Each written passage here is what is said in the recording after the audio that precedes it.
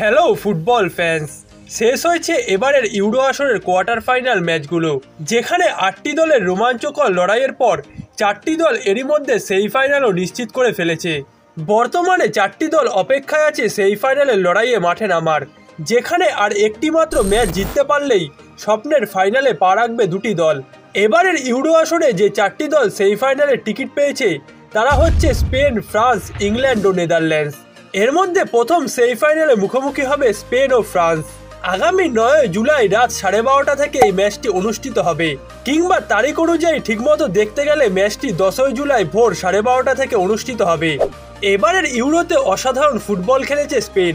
টুর্নামেন্টটি শুরু থেকেই তারা একের পর এক ম্যাচে দুর্দান্ত পারফরমেন্সের দ্বারা জয় তুলে নিয়েছে।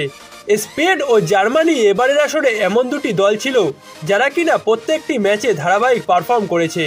যদিও বা জার্মানি গ্রুপ পর্বে শেষ ম্যাচে সুইজারল্যান্ডের সঙ্গে ড্র করেছিল, তবে স্পেন গ্রুপ পর্বের কোনো ম্যাচে পয়েন্ট হারায়নি।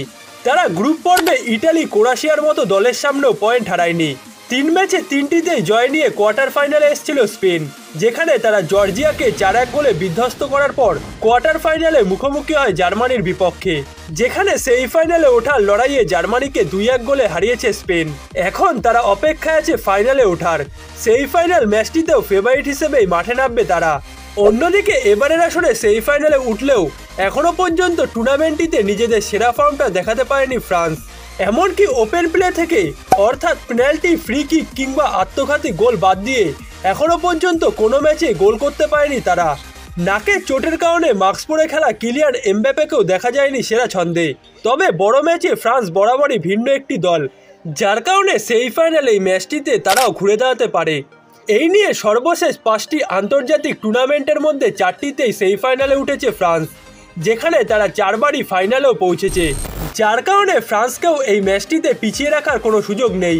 অন্যদিকে এবারের আসরে দ্বিতীয় সেমিফাইনালে মুখোমুখি হবে ইংল্যান্ড ও নেদারল্যান্ডস। এই দুই পরাশক্তি দল আগামী 10 জুলাই রাত 12:30টায় মুখোমুখি হবে। এবারে ফ্রান্সের মতো ইংল্যান্ডের ইউরো খুব একটা ভালো যায়নি। দলে সময়ের অন্যতম সেরা তারকাদের নিয়েও ইংল্যান্ড কোনো ম্যাচেই দাপটে ফুটবল খেলতে পারেনি। এমনকি টুর্নামেন্টের মাঝপথে তাদের কোচ গ্যারেথ সাউথগেটকে ছাঁটাইয়েরও দাবি উঠেছিল। তবে যতই সমালোচনা থাকুক, ইংল্যান্ড ঠিকই ইউরো সেমিফাইনালে উঠে গেছে।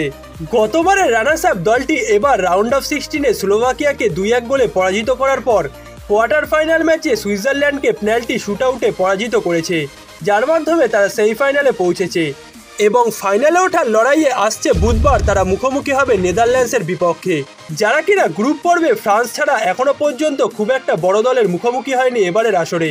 নেদারল্যান্ডস গ্রুপ টেবিলে 3য় স্থানে থেকে নকআউট পর্বে আসলেও তারা রাউন্ড অফ 16-এর ম্যাচে রোমানিয়াকে 3-0 গোলে পরাজিত করে এবং সর্বশেষ কোয়ার্টার ফাইনাল ম্যাচে তারা তুর্কিকে 2-1 গোলে পরাজিত করেছে, যার মাধ্যমে বিগত 20 বছর পর এবারের আসরে সেমিফাইনালে উঠেছে নেদারল্যান্ডস।